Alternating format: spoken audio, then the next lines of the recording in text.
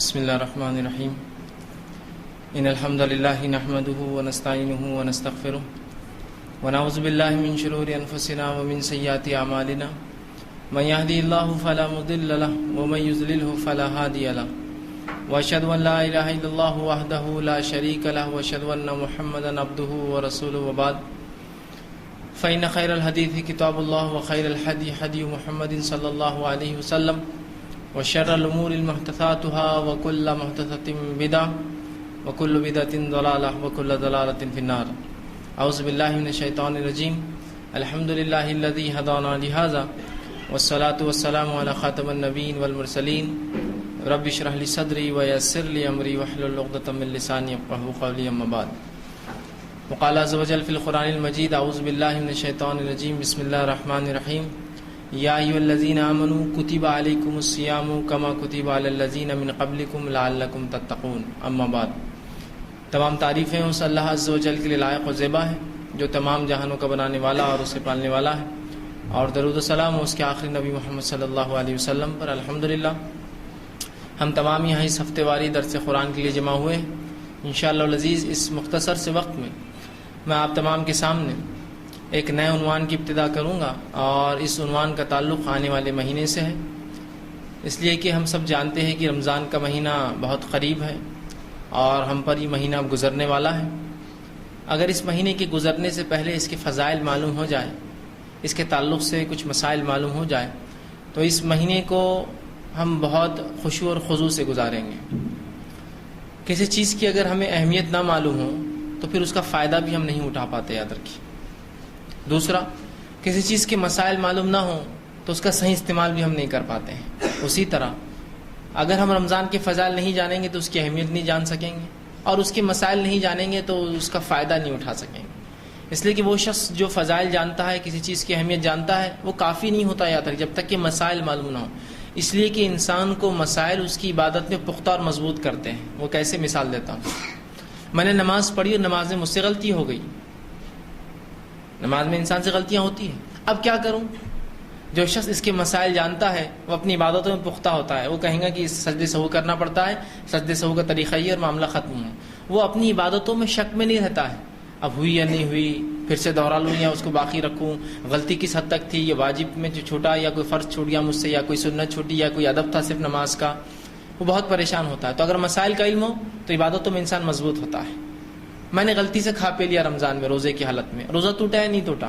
مسائل کا علم ہے، وہ کہیں گا روزہ نہیں ٹوٹا کیونکہ میں نے غلطی سے کھایا، لہٰذا میرا روزہ درست ہے، میں اس کو جاری رکھوں گا. لیکن کسی کو علم نہ ہو تو پوری عبادت دیکھی شک میں گزارتا ہے، یقین نہیں ہوتا ہے. وہ بول رہے ہوا، یہ بول رہے نہیں ہوا، انہوں نے بولے درست ہے، انہوں نے بولے توڑ دو، انہوں نے بولے رکھ لو، انہوں نے بولے کفارہ دو، انہوں نے بولے قضا کرو. آدمی پورا وقت صرف پریشان ہوتا ہے افطار کرنے تک. اور شریعت یہ نہیں چاہتی کہ آپ کسی بھی عبادت میں شک کریں. ہر عبادت کو شریعت چاہتی کہ آپ یقینی بنائیں، شیور بنائیں کہ یہ ہو رہی ہے. اسی لیے نبی اکرم صلی اللہ علیہ وسلم فرماتے ہیں نماز پڑھ رہے ہو، شک ہو گیا 3 پڑھی یا 4 پڑھی، شک کو نکال دو، یقین کر لو 3 یا 4 جو بھی لگتا ہے بہتر، اور اس کے بعد سجدہ سہو کر لو. شک میں مت پڑھو نماز. تو مسائل کا علم انسان کو عبادتوں میں پختہ کرتا ہے، یقینی کرتا ہے اس کو، اور اس کا صحیح فائدہ اٹھاتا ہے انسان. تو ہمیں جہاں فضائل معلوم ہو وہیں مسائل معلوم ہو. تو میں انشاءاللہ رمضان کے فضائل رکھنے کی کوشش کروں گا.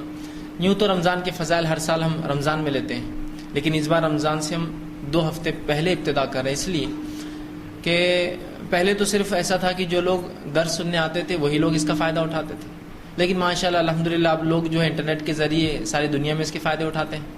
تو لہٰذا ان کے اعتبار سے ہم 2 ہفتے پہلے کوئی پروگرام سے ریکارڈ کرتے ہیں تاکہ وہ پھر انٹرنیٹ پہ اپلوڈ ہو جائے اور دیگر لوگ جو ہے اس کے فائدے اٹھا سکیں.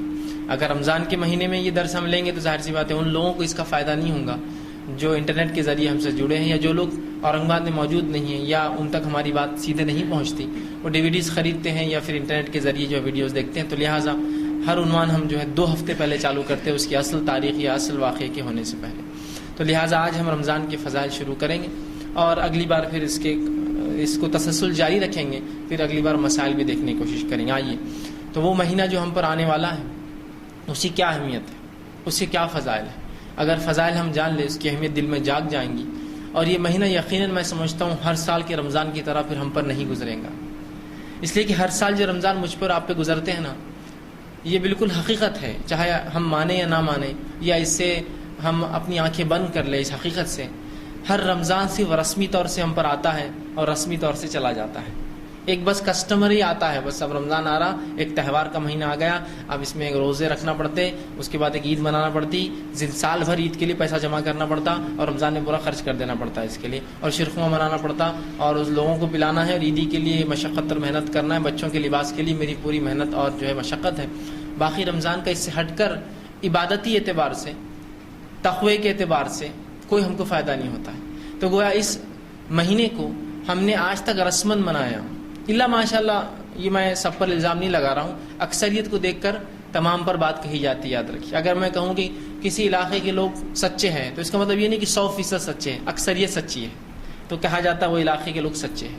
کسی علاقے کے لوگ اکثریت جھوٹے ہیں، زیادہ لوگ جھوٹ بولتے ہیں تو ہم کہتے ہیں وہ علاقے کے لوگ جھوٹے ہیں، لیکن اس کا مطلب یہ نہیں کہ سب جھوٹے ہیں، لیکن اکثریت رمضان کو رسمن مناتی ہے ہم میں سے۔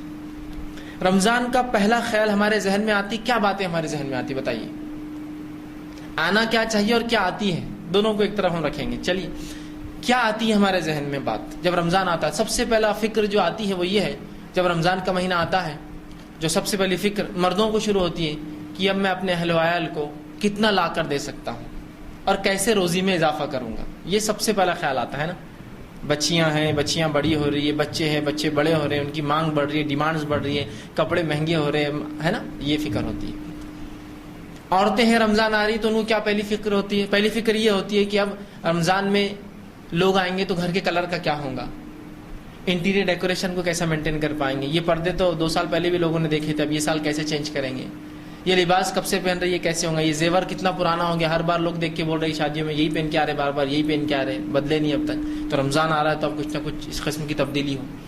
اب رمضان آ رہا ہے تو افطار کا کیا نظم ہوگا، کیا کیا افطار میں ہم بنائیں گے، اور پہلے دن کی افطار کیا ہوگی اور دوسرے دن کی کیا ہوں گی، اور خیمہ کتنے دن بنے گا، اور آلو کی چیزیں کتنے دن بنیں گی، اور فلاں کب ہوگا، اور بیسن استعمال کیا جائے گا یا سادہ آٹا یوز ہوگا، یہی سب فکریں ہمارے پاس۔ پھر عید آنے لگیں گی، رمضان جب اپنے طول، تو پھر کپڑے کیسے لیے جائے، رات میں خریدی جائے، دن میں خریدی جائے، کون سے بازار سے کپڑے لیے جائے، اس کے مسائل الگ چلیں گے کہ فون پہ بات ہوں گی کہ کہاں جاؤں، کدھر لوں، گل منڈی کا مارکیٹ اچھا ہے، سٹی چوک سے لوں، اورنگ آباد سے باہر جاؤں، بمبئی جاؤں، احمد نگر آنا جانا ہے تو وہاں سے لباس لوں، کیا کروں، اس سے پورے ڈسکشنز ہوں گے۔ جیسے جیسے رمضان اپنے طول پر، اپنے جو ہے معیار پہ، اپنی بلندی پر چڑھتا جائیں گا، ویسے ویسے ہم عبادتوں کو چھوڑ کر دوسری فکروں میں لگے رہیں گے۔ اسی طرح عید کی فکر پھر ہوں گی عورتوں اور مردوں دونوں کو کہ اب عید کا دن ہے، لوگ آئیں گے تو گھر کا ڈیکوریشن برابر ہو، گاڑیاں صحیح سے کھڑی ہو، گاڑیاں دھل کر آ جائے، گھر صاف ہو میرا، اور شیرخرما سب سے اعلیٰ معیار کا ہو، لوگ گرم مناتے تو میں ٹھنڈے کی پریپریشن کروں، یہ سال کی ٹھنڈا شیرخرما پلائیں گے ہم، اور تمام تر یہ باتیں ہمارے ذہن میں آتی ہے، چاہے کوئی بھی آدمی ہو، عوام اور خواص، علماء اور جہلا، سب شامل ہیں اس کے اندر، یہ حقیقت ہے۔ اب کوئی کہنے نہیں میں ایسا نہیں ہے تو 1-2 باتوں کو آپ چھوڑ کر باقی سب باتیں ایسی ہوں گی کہ شیرخرمے کے بدلے جوتے کے لیے پریشان ہوں گے، جوتے کے بدلے زیور کے لیے، زیور کے بدلے لباس کے لیے، شرٹ کے ہیں تو پینٹ کے لیے پریشان ہوں گے، ٹیلر کون سا ہو، بس یہی سب چلتا ہے۔ رمضان آیا تو یہ تمام فکریں ہمارے اطراف جو ہے ایک بادل بنا کر گھومتی ہیں۔ آئیے اس سے برعکس نبی اکرم صلی اللہ علیہ وسلم صحابہ کے لیے رمضان کیسے ہوتے تھے، یہ معیار ہے ہمارے لیے رمضان کا۔ احادیث میں آتا ہے کہ جو ہی رمضان کا مہینہ قریب آتا تو نبی اکرم صلی اللہ علیہ وسلم کمر بستہ ہو جاتے، مانا تیار ہو جاتے، مانا ریڈی ہو جاتے کسی ایونٹ کے لیے۔ اس طرح سے کوئی ایک بہت بڑا اگر واقعہ ہونے والا ہو تو آپ کیسا کمر بستہ تیار ہو جاتے کہ صحت کا خیال رکھو، فلاں کام ہم کو کرنا ہے، فلاں جگہ جانا ہے، ہر سال کی تجارت ہے، اس میں فلاں ہوتا ہے، یہ چیز خیال رکھو، جسم کوئی تکلیف نہ ہے نا، خیال رکھتے۔ حج کو جانے کو آپ نے نمبر لگایا تو صحت کا خیال رکھو، بلڈ پریشر کنٹرول میں رکھو، اگر آپ کو شوگر ہے تو اس کے لیے کچھ کر لو، دواؤں کا انتظام کر لو۔ ایک مہینہ، ایک موسم، ایک چیز اور ایک ایونٹ، کسی ایک موقع سے پہلے اس کی تیاری ہوتی ہے۔ تو نبی اکرم صلی اللہ علیہ وسلم جو ہی رمضان آتا تو کمر بستہ ہو جاتے، صدقے اور خیرات کے لیے تیار ہو جاتے، روزوں کے لیے تیار ہو جاتے، قیام اللیل کے لیے تیار ہو جاتے، ذکر و اذکار کے لیے تیار ہو جاتے، تلاوت قرآن میں اضافے کے لیے تیار ہو جاتے، ہر قسم کی عبادتی تیاریاں آپ صلی اللہ علیہ وسلم کی اور صحابہ کی ہوتی، اس لیے کہ جیسا استاد ہوتا ہے ویسے تلاميذ اس کے اسٹوڈنٹس ہوتے ہیں، تو ظاہر سی بات اگر استاد کی تیاریاں ایسی ہیں تلاميذ اس کے اسٹوڈنٹس بھی ایسے ہی ہوں گے۔ صحابہ کا بھی یہی معمول تھا۔ تو رمضان آ رہا ہے تو ان کے ذہنوں میں عبادتیں گھوم رہی ہیں، عبادتیں کیسے کریں گے گھوم رہی ہے، کیسے وقت نکالیں گے وہ دیکھا جا رہا ہے، تجارت تو کیسے تھوڑا سا کم کر کے وقت زیادہ لگایا جائے وہ دیکھ رہے ہیں، قیام اللیل کا اہتمام، راتوں کی نماز کا کیسے کرے، دن میں تلاوت قرآن کا کیا معاملہ ہو، ذکر و اذکار میں کتنا وقت عام دنوں سے میں زیادہ دے پاؤں گا، کیسے اپنے رب کو راضی کر پاؤں گا، کیسے میرے روزے مکمل ہو، خشوع اور خضوع کے ساتھ ہو، کوئی کمی نہ آئے، اس کی تیاریوں میں صحابہ لگ گئے، نبی اکرم صلی اللہ علیہ وسلم لگ گئے، امہات المومنین لگ گئی، صحابیات لگ گئی، پورا سماج اور پورا معاشرہ یہی تیاری میں لگا ہے کہ رمضان میں کیسی عبادتیں ہو، کیسے میں زیادہ سے زیادہ عبادتیں کروں. یہ تھی ان کی تیاری اور یہ ہے ہماری تیاری. کتنا فرق ہے دونوں کے اندر. ہماری تیاری میں سوائے دنیا کے اور کچھ بھی نہیں ہے، اور ان کی تیاری میں سوائے آخرت کے اور کچھ بھی نہیں ہے. وہ یہ نہیں سوچ رہے کہ اب گھر کو رنگ کیسے دوں، یہ جو چھت ڈالا ہوا ہے چھت کیسے بدلوں، پانی ٹپکتا ہے ہر سال، عموماً چھت کھجور کے پتوں کے ہوتے جس میں پانی بھی گر جاتا تھا بارش کے اندر. اسی طرح جو ہے مسجد کا کیسا حال احوال ہو. یہ بھی ہوتا ہے کہ لوگ 5-5 10 دن مسجدوں کی تیاری میں کر سکتے ہیں، پہلے کر لیجئے رمضان سے. رمضان نہیں ہے تیاریوں کا دن، گھر کو رنگ کر سکتے ہیں، رمضان سے پہلے کر لیجئے. رمضان ضروری نہیں، یہ تو عبادت کا موقع ہے نا. تو یہ ایک موسم آ رہا ہے ہم پر، ایک بہترین موقع ہمیں مل رہا ہے، ایک زبردست جو ہے ایک مہینہ آ رہا ہے. لیکن اس مہینے کی آمد پر سوائے دنیا کے ہمارے ذہنوں میں کچھ بھی نہیں آ رہا. یاد رکھیے، میں افسوس کے ساتھ کہہ رہا ہوں، میرے ذہن میں بھی اور آپ کے ذہن میں بھی کوئی مستثنا نہیں ہے، اس سے کوئی ایکسیپشنل نہیں ہے، کوئی اس سے چھوٹ نہیں پا رہا ہے. ایسا کیوں ہوا؟ کیوں رمضان کی وہ حقیقت ہم نے نہیں جانی، وہ اہمیت نہیں جانی جو اس کی اصل تھی، اصل ہے؟ اور کیوں ہمارے ذہن میں تمام کی تمام صرف دنیا بھر گئی آخرت چھوڑ کر کہ اس مہینے کو آخرت کی نجات کا مہینہ بنا لو؟ یہ ذہن میں نہیں آتا ہمارے ذہن اس مہینے کو خوب کھانے پینے کا مہینہ بنا لو. یہ بات دل پہ ہاتھ رکھ کر کہی. ایسا کون سا شخص ہے جس نے رمضان میں روزے رکھا اور اس کا وزن رمضان کے بعد کم ہوا ہو؟ نہیں ملیں گے آپ کو کوئی بھی. میں یہ نہیں کہہ رہا ہوں کہ بہت برکت آ گئی تھی کھانے میں کہ تھوڑے میں، اس لیے کہ رمضان کا مہینہ آتے ہی سوا کھانے پینے کے ہمیں کچھ سوچتا ہی نہیں. کسی کہنے والے نے بڑا خوب کہا تھا، مسلمانوں پہ طنز کرتے ہوئے، غیر مسلم تھا، عیسائی، کہا کہ Ramzan is not the month of fasting, it's the month of feasting. Ramzan مسلمانوں کے لیے روزے کا مہینہ نہیں ہے، وہ خوب کھانے پینے کا مہینہ ہے. فیسٹنگ، خوب ہر روز. دیکھیے نا، رمضان آتے ہی بھوک کے نام پر سوا کھانے کی کچھ بھی نہیں کرتے ہم. ایک کھانے کو صرف پہلے کر لیتے ہیں، تاخیر سے ہوتا ہے، چھوٹتا تو کوئی کھانا نہیں ہے ہمارا. ایک کھانا جلدی ہو جاتا ہے جو صبح کا ہوتا ہے، دوپہر کا کھانا تھوڑا تاخیر، اتنا ہی بولیں گے نا، اتنا ہی ہوتا ہے نا. وہ صبح کا کھانا جس کو سحر کہتے ہیں، وہ اتنا کھا لیتے کہ میں سمجھتا 2-4 دن آدمی آرام زندہ رہے گا بغیر کھائے کے بھی. اور وہ افطار جس کو ہم افطار کہتے ہیں، افطار کے نام پر پورا ایک بڑا کھانا ہوتا ہے، پھر اس کے 15 منٹ بعد پھر ایک کھانا ہوتا ہے، پھر اس کے بعد ایک نماز کے بعد پھر ایک کھانا ہوتا ہے. بازار سے آتے آتے اور گھر میں آباد کیا بچا فریج میں سب نکالو، اب وہ بھی کھا لیں گے. پھر شہر میں تیاری الگ ہے کھانے کی. تو فاسٹنگ کا ہوا، فیسٹنگ ہی ہوا ہی. خوب تیاریاں ہو رہی، خوب منایا جا رہا ہے، روز خوب کھایا جا رہا ہے. بازار سجے صرف کھانے اور پینوں سے اور لباس سے. جبکہ ہونا یہ چاہتے کہ رمضان آتے لوگوں کو اندازہ ہو جائے، قوموں کو اندازہ ہو جائے کہ مسلمان عبادت کی تیاری میں ہیں. اب تم کو دنیا میں نہیں ملیں گے یہ، اب بازاروں میں نہیں ملیں گے تم کو یہ. اب ان کا معاملہ الگ ہو گیا. اب یہ کم از کم 1 مہینہ بہت زیادہ عبادت میں رہیں گے، اور وہ عبادت رسمی نہیں ہوں گی ان کی. جب یہ 1 مہینہ عبادت کریں گے اس کا اثر سال بھر پاؤں گے تم ان کے اوپر.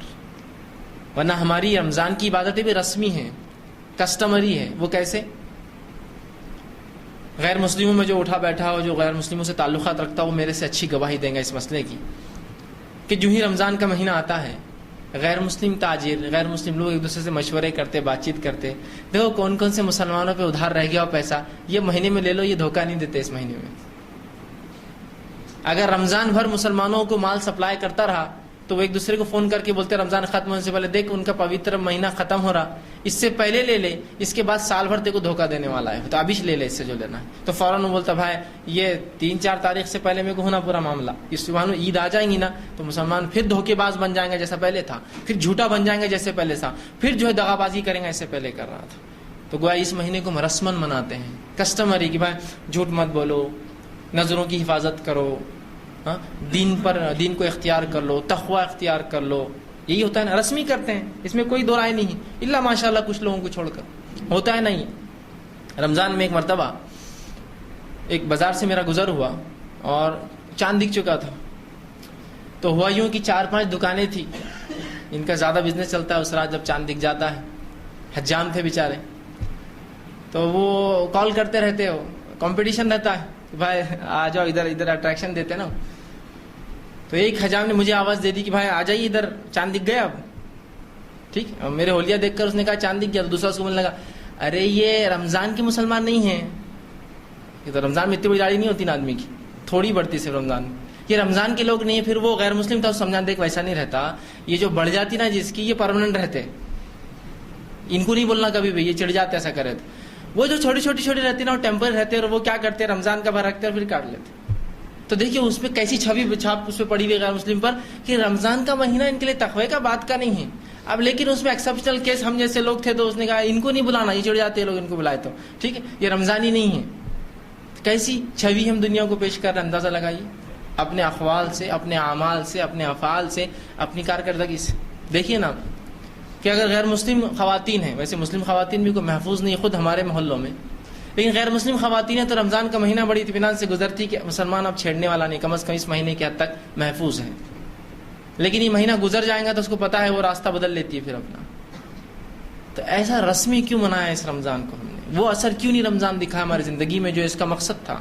اللہ رب العزت نے رمضان کا مقصد بیان کیا سورہ بقرہ سورہ نمبر 2 آیت نمبر 183 میں, جو کہ رمضان کے اندر روزے چونکہ رکھتے تو روزے کا مقصد بیان کر فرمایا یا ایھا الذین آمنوا کتب علیکم الصیام کما کتب علی الذین من قبلکم لعلکم تتقون.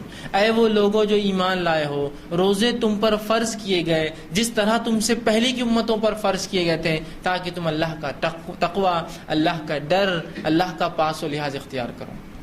کیا مقصد ہے روزوں کا رمضان کا, سن لیجئے. یا ایھا الذین آمنوا, اے وہ لوگوں جو ایمان لائے ہو. اللہ کافروں سے خطاب نہیں کر رہا ہے, اہل کتاب سے خطاب نہیں کر رہا ہے, مشرکین سے خطاب نہیں کر رہا ہے, ان لوگوں سے خطاب کر رہا ہے جنہوں نے دعویٰ کیا ایمان لانے کا, ختم. باقی کس سے خطاب نہیں اللہ کا. یا ایھا الذین آمنوا, اے وہ لوگوں جو ایمان لو, کتب علیکم الصیام, تم پر روزے فرض کیے گئے, کما کتب علی الذین من قبلکم, اور یہ کوئی نئی بات نہیں ہے. ہم نے صرف تم پر روزے فرض نہیں کیے, تم سے پہلی امتیں بھی روزے رکھتی تھی, ان کو بھی ہم نے یہ عمل دیا تھا. کما کتب علی الذین من قبلکم, جیسے کہ تم سے پہلے کے لوگ روزے رکھتے تھے. لعلکم تتقون, اس کا مقصد یہ تھا کہ تم اللہ کا ڈر اختیار کرو, پاس و لحاظ اختیار کرو, تقوی اختیار کرو. تقوی روزے کا مقصد ہے, تقوی رمضان کا مقصد ہے, تقوی روزے کا پیغام ہے, تقوی رمضان کا پیغام ہے. یہ بڑی اصل چیز ہے, یاد رکھیے, یہ بہت اہم چیز ہے تقوی اللہ کا. اس کو سمجھنے کی کوشش کیجیے کہ تقوی کا کیا معنی ہے. بہت اہم چیز ہے, ہم اس کو بھول چکے ہیں. اگر کوئی شخص اتنا بھی کسی کہہ دے کہ اللہ کا ڈر اختیار کرو, یہ بہت بڑی بات ہے, یہ بہت بڑی بات ہے, یاد رکھیے. ایک مرتبہ ایک بات ہوئی, ایک واقعہ ہوا کہ ایک نوجوان نے خواہش کی ایک شخص سے کہ میں لوگوں سے کچھ خطاب کرنا چاہتا ہوں, لوگوں سے کچھ بیان کرنا چاہتا ہوں.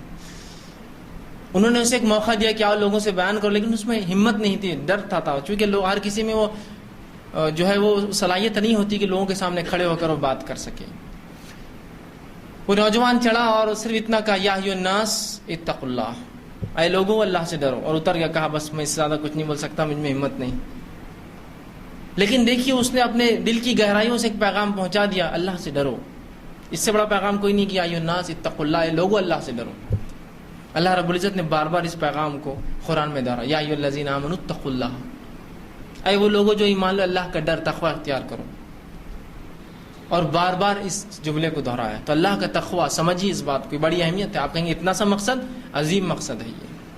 اللہ کا ڈر جب انسان میں آ جاتا ہے تو حرام اور حلال کی تمیز کرنے لگتا ہے, دین اور شریعت اور جو ہے دنیا کے اندر وہ فرق کرنے لگتا ہے, دنیا پہ آخرت کو ترجیح دینے لگتا ہے, حرام حلال کی تمیز کرتا ہے, دھوکے بازی, جھوٹ اور تمام وہ خصلت رذیلہ جس کو کہتے ہیں, بری خصلتیں, ان سے احتیاط کرتا ہے. اور وہ خصلتیں جن کو حسن خلق کہتے ہیں, اچھی اخلاق, اچھی باتیں, اچھی خصلتیں, اچھی عادتیں اپنے نفس میں پیدا کرتا ہے. اس کے ہر عمل سے چھلکتا ہے کہ اللہ کا ڈر رکھنے والا ہے, اور ہر بار آخرت اس کے ذہن میں ہوتی ہے کہ یہ کروں گا تو اس کا اثر آخرت پہ کیا ہوں گا, یہ کروں گا تو اس کا آخرت پہ اثر کیا ہوگا. تو اللہ کا ڈر بڑی عظیم چیز ہے. اور یہ ایک مہینے کا پیریڈ 29 دن یا 30 دن بولیے, شرعی اعتبار سے ایک مہینہ ہی ہوتا ہے. یہ ایک مہینے کا جو پیریڈ دیا گیا, یہ جو وقت ہے یہ تقوی اختیار کرنے کا وقت ہے, یہ تقوی کو سیکھنے کا وقت ہے, یہ تقوی کو اپنی نفس میں ڈالنے کا وقت ہے, اور سارے سال پھر اس کا اظہار کرنے کا وقت ہے. یاد رکھ, یہ نہیں کہ رسمی طور سے پورا مہینہ میں نے تقوی اختیار کرو پھر چھوڑ دیا. اندازہ لگائی جو انسان ایک مہینہ تقوی اختیار کر سکتا ہے, ایسے کیا ہو گیا ایک مہینے بعد جو اس نے اچانک تقوی کو اتنا زبردست انداز سے چھوڑا, سوائے اس کے کہ اس نے اس کو اہمیت نہیں دی ہوں گی, رسمی طور سے یہ کام کیا ہوگا. جو شخص ایک مہینے تک 5 وقت کی نمازیں پڑھتا ہے. ایسا کیا ہوا اس 31ویں دن یا 30ویں دن روزہ مطلب رمضان ختم ہونے کے بعد, مہینہ ختم ہونے کے بعد, کہ اس کی زندگی کی کایا پلٹ گئی اور وہ ایک بھی نمازیں نہیں پڑھتا, سوائے اس کے کہ جو مہینہ گزرا اس نے اس کو بغیر تقوی کے گزارا, بغیر اس کے, اور صرف رسمی دکھاوے کے لیے سب کام کیا. 30 دن ٹریننگ کے بعد بھی اگر کوئی ایسا کرے تو عجیب بات ہے نا, وہ چیز پیدا نہیں ہو سکی ہم میں. ایک صاحب نے مجھ سے کہا, ایک حقیقت بیانی تھی ان کی, اور آپس میں مجھ سے کچھ شیئر کر رہے تھے, بتانا چاہ رہے تھے کہ کیا ہوا. وہ کہنے لگے, ہم نے لوگوں کو اپنی درسگاہ میں بہت تعلیم دی, اور جب ہم ان کو تعلیم دیتے ہیں اس درسگاہ کے اندر تو ہم ان کی پوری رپورٹ تیار کرتے ہیں. جب اس درسگاہ سے لوگ جاتے ہیں تو ہم دوسرے لوگوں کو کہتے ہیں کہ ان کے بارے میں کچھ رپورٹ دیں, اور جو چیز ہمارے سامنے آئی وہ یہ ہے کہ جب تک لوگ ہمارے پاس موجود تھے وہ 5 وقت کی نماز پڑھتے تھے اور تمام ذکر و اذکار کرتے تھے, دینی معاملات کرتے تھے, لوگوں کی جو ہے خیرخواہی کرتے تھے. لیکن جو ہی وہ جس دن ہماری درسگاہ سے نکلے, جو رپورٹ آتی وہ یہ ہے کہ پھر اگلی بار درسگاہ میں آ کے ہی جو ہے وہ نماز پڑھتے ہیں اور تمام کام کرتے ہیں. کہاں ہم وہ چیز نہیں پیدا کر سکے ان لوگوں کے اندر جو مطلوب تھا, اللہ کا ڈر جو وہاں بھی ہو جب درسگاہ میں ہو, اور وہاں بھی ہو جب وہاں سے نکل جائے, ہم وہ نہیں پیدا کر پا رہے ہیں. اس کے لیے کیا کیا جائے؟ اور واقع میں ایک جس کو کہیں گے ایک درد بھرا ان کا جو ہے یہ ایک دکھ تھا جو انہوں نے پیش کیا کہ ہم نہیں پیدا کر سک رہے وہ فطرت, وہ صفت لوگوں کے اندر, اس لیے کہ وہ تقویٰ غائب ہے ہماری زندگیوں سے. وہ جب نہیں ہوتا ہے تو رسمی ہوتی ہے چیزیں. تو جو تقویٰ ہم رمضان میں اختیار کرتے ہیں نا وہ رسمی ہے. اگر وہ حقیقی تھا تو اس کا اثر زندگی بھر چھلکتا, سال بھر تو چھلکتا ہی, زندگی بھر چھلکتا, اور اگلے سال تک جو کوتاہیاں ہوتی پھر وہ رمضان آپ کو فریش کر دیتا, ریفریش کر دیتا, آپ کی اصلاح کر دیتا اور ایک بہترین انسان بنا دیتا آپ کو اور ہم کو. لیکن ایسا نہیں ہو پا رہا ہے. رمضان آ رہا ہے اور جا رہا ہے, آ رہا ہے اور جا رہا ہے, بس کتنے پتہ نہیں زندگی میں ہمارے گزر گئے. اللہ ہی رحم کرے, پتہ نہیں اگلا ہم پاتے ہیں یا نہ پاتے ہیں. تو اس سے پہلے کہ رمضان ہے اس کی تیاری کر لیجئے اور پرماننٹ چینج کے ارادے کیجئے, ایک مکمل طور سے ایک بنیادی تبدیلی, پرماننٹ چینج لائف کے اندر میرے. اور رمضان ہے ہی اس کے لیے, دیا ہی گیا اس کے لیے کہ ایک مکمل تبدیلی انسان کے اندر لا دے وہ ایک مہینہ کے اندر. اور جب مہینہ بھر انسان نمازیں پڑھے, اور صرف فرض بھی پڑھے, تو 5 وقت کی نمازیں پڑھتا ہے, 30 دن پڑھتا ہے, 150 وقت کی نمازیں پڑھ رہا ہے. 150 بار کسی عمل کو دہرانے کے بعد کیا پھر وہ عمل بھول سکتے ہیں آپ اتنے آسانی سے؟ کہ ایک چاند دکھا تو مسجد میں جگہ کی کمی ہو گئی, اور ایک چاند دکھا تو مسجد کی صفحے ایسی ویران ہوئی کہ اگلے سال تک سے ترس رہی ہے کہ لوگ آ کر کھڑے ہو اس کے اوپر. ہے نہیں ہے حقیقت. تو گویا مسلمان نے رسمی منایا اس رمضان کو کہ ایسی کوئی مسجد نہیں ہوتی شہر اور گاؤں میں جو رمضان کی 1 تاریخ جب چاند دکھ جاتا ہے, پہلی تراویح ہوتی ہے, یہ دوسری تراویح ہوتی ہے, اس میں جگہ پورتی ہو. سڑکوں پہ آ جاتے ہیں, چھتوں پہ چڑھ جاتے ہیں, راستے بند کرنے پڑتے ہیں, ہے نا. وضو خانوں پہ لوگ چڑھے ہوئے ہیں, طہارت خانوں کے پاس نمازیں ہو رہی, چپلیں ہٹا کر نمازیں پڑھ رہے ہیں. لیکن اسی کے بعد ایک اور چاند دکھتا ہے جو کہ شوال کا چاند ہوتا ہے, عید کا چاند بولتے ہیں اسے. اس عید کے چاند کی عشاء اور اس رمضان کے چاند کی عشاء کا فرق یہ بتاتا ہے کہ مسلمان نے رمضان رسمی منایا, حقیقی نہیں منایا. اگر حقیقی مناتا تو 150 بار جو عمل اس نے کیا مسجد میں جا کر, ہر روز 5 بار, اتنے جلدی نہیں بھول سکتا اس عمل کو. اتنے جلدی کوئی انسان نہیں بھول سکتا, یہ ہو ہی نہیں سکتا. ایک مثال دیتا ہوں. مثال کے طور پر آپ اکاؤنٹنٹ ہیں یا ایک ایسا کام کرتے اس میں آپ کو بہت لکھنا پڑتا ہے. جب انسان لکھتا ہے تو خطائیں, غلطیاں ہوتی ہیں, پین پھسل گیا, غلط چیز لکھ دی, غلط نام لکھ دیا, 1 صفر زیادہ ڈال دیا اکاؤنٹ کے اندر, ہاں ہوتا ہے نا ایسی غلطیاں, 1000 کی جگہ 100 لکھ دیا. اور سمجھ لیجیے آپ کے علاقے میں ربر کی ایجاد نہیں ہوئی ابھی, تو کیسی آپ پریشانی میں رہتے ہوں گے جب غلطی ہوتی ہوں گی. کیا کرے یار اس کو, چھوٹی موٹی غلطی تو کٹ کر دی جائیں گے, لیکن بڑی غلطی سے ایک پورا پیراگراف, ایک پورا جملہ غلط لکھ دیا تو کتنا مشکل ہوگا کٹ کرنا. تو اس سہولت کے لیے ایک ربر ایجاد کیا گیا کہ بھائی جب غلطی ہو جائے تو ربر سے کیا کر لیا کرو, مٹا لیا کرو, اس کو رب کر لیا کرو. آپ کو وہ ربر دیا گیا, آپ نے ربر لے لیا, بڑے خوش ہوئے. اس کے بعد تھوڑے دن تو آپ وہی عمل کرتے رہے جو ربر کا اصل مقصد تھا, غلطی ہو تو مٹا لو. لیکن اس کے بعد آپ نے یہ سمجھنا شروع کیا کہ ربر اس لیے دیا گیا کہ غلطی کرو, اور پھر آپ غلطیاں کرنا شروع کرے خزدن, اور بعد میں ربر سے مٹا رہے ہیں, خزدن کر رہے اور بعد میں ربر سے مٹا رہے ہیں. بس یہی مسلمان کا حال ہے. رمضان دیا گیا مغفرت کے لیے, لیکن ہر مغفرت کے دعوے کو, ہر مغفرت کے وعدے کو جو اللہ رب العزت نے اس امت کو کیا ہے, اس مغفرت کے وعدے کو امت مسلمہ نے گناہ کرنے کا لائسنس سمجھا ہے. حج کر لو تو ایسی مثال ہے اس شخص کی جو حج مبرور کرے، ایسا حج کرے جو قبول ہو جائے اللہ کو.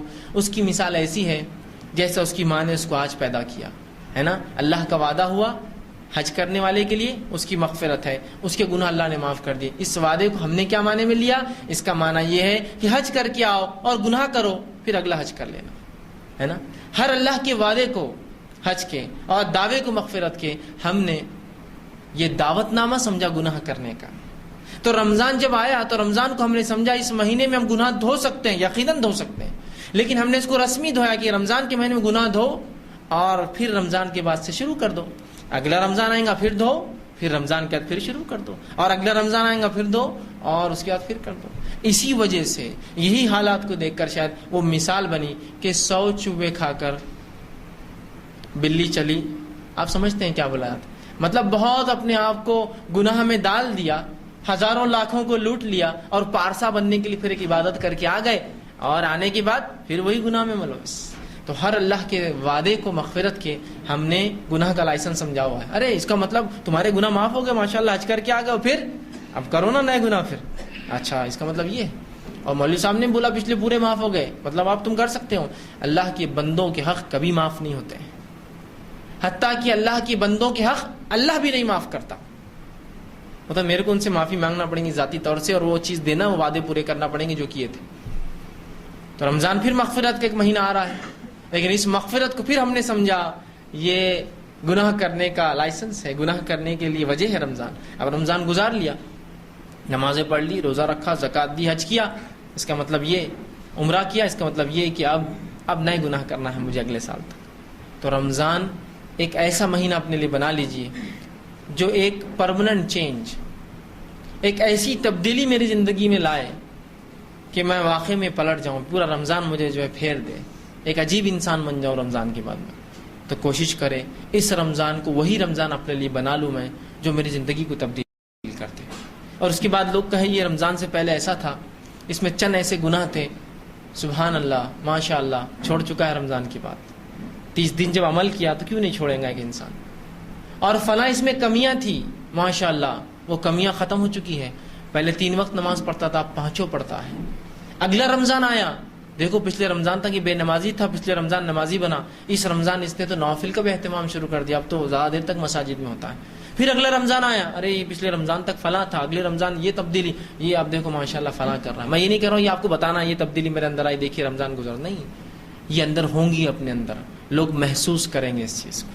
جیسا لوگوں نے محسوس کیا نا ہماری برائی کو، کہ رمضان کی 1 رات پہلے رمضان شروع ہوا، چاند رات ہوئی، چاند رات تک انسان جو ہوتا ہے اس مغرب تک، اور چاند رات کے بعد جو انسان ہوتا ہے وہ فرق محسوس کرتے ہیں لوگ. رومال ڈالا ہوا ہے، داڑھی خوب بڑی ہو چکی ہے، ہاتھ میں کبھی کبھار تسبیح ہے، آنکھوں کے اندر سرما لگا ہے، نظریں پوری نیچی ہے، دھوکہ دینے کوئی معاملہ نہیں ہے، گالی منہ سے نکل بھی رہی تو منہ بند کر کے استغفر اللہ استغفر اللہ، گالی نکل گئی، یہ ہو رہا ہے. اور جیسے ہی ایک چاند پتہ نہیں کیا فرق لاتا ہے. واقعی میں چاند میں اگر یہ خوبی ہے تو ہم دعا کریں گے ایسا چاند نکلے ہی نہ، پھر جو اتنی تبدیلی لاتا ہے. وہ چاند کا دکھنا پوری کایا پلٹ گئی، کہ لوگ جس کو بڑا بھائی سمجھ رہے تھے وہ خود حقیقت میں وہی تھا، چونکہ اس کا حیت ہی بدل گئی. رومال اس کا غائب ہو گیا، لباس اس کا تبدیل ہو گیا، سنت نوافل اس کی چھوٹ گئے، فرائض کا اہتمام تو بہرحال بہت دور کی بات ہے، رہا ہی نہیں معاملہ ہو. اس کے بعد پوری کایا پلٹ گئی، نظروں کی حفاظت ختم ہو گئی، وہی منہ اور گندی زبان چالو ہو گئی، دھوکہ دھڑی پھر وہی ہو گیا. تبدیلی نہیں آئی، تبدیلی نہیں آئی. رمضان کا مقصد نہیں آیا. تو رمضان کا مقصد ہے اللہ کا ڈر اختیار کرنا، اللہ کا تقوی. اور تقوی کا ایک معنی شیخ عبد القادر محدث دہلوی جو لیتے ہیں وہ یہ ہے، پاس و لحاظ رکھنا. یہ بھی بڑا اچھا معنی ہے تقوی کا، ڈر سے ہٹ کر یہ معنی ہے پاس و لحاظ. پاس و لحاظ کس اعتبار سے؟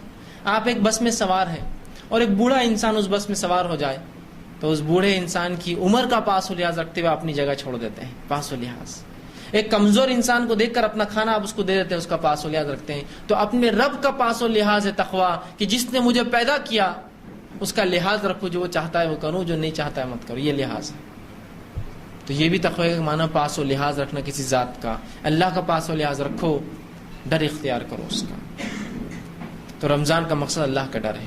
اور اگر 30 دن ڈر ہم نے اختیار کیا اور 31ویں دن وہ ڈر باقی نہ رہا تو یہ ڈر رسمی تھا. رسمی سمجھتے ہیں نا کوئی چیز کسٹمری چل رہا ہے تو ایسا کرنا پڑتا ہے، کیوں نہیں معلوم.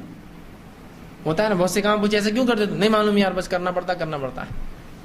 ویسا نہیں ہونا چاہیے. معلوم ہو مجھے میں کیوں کر رہا ہوں اور اس کے کیا فائدے ہیں اور میں اپنے آپ کو بدل رہا ہوں. تو یہ 1 مہینہ ٹریننگ کے لیے ہے.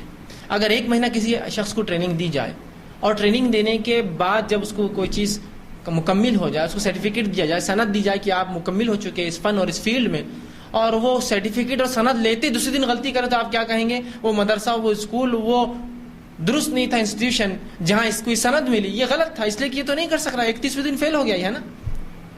ویسے مسلمانوں کا حال ہے آج کہ 30 دن تو ایسا تقوی اختیار کر لیا کہ مجبور ہو گئے لوگ کہنے پر کہ یار ایسا متقی نہیں ہے ہمارے علاقے کے اندر. اور 31ویں دن جو ہے عید کا دن آیا, ایسی تبدیلی آئی کہ لوگ مجبور ہو گئے کہنے پر کہ ایسا آدمی تو نہیں, اتنا برا ہم نے نہیں دیکھا آج تک. تو اس کا مطلب وہ 30 دن کا معاملہ پورا دکھاوا تھا.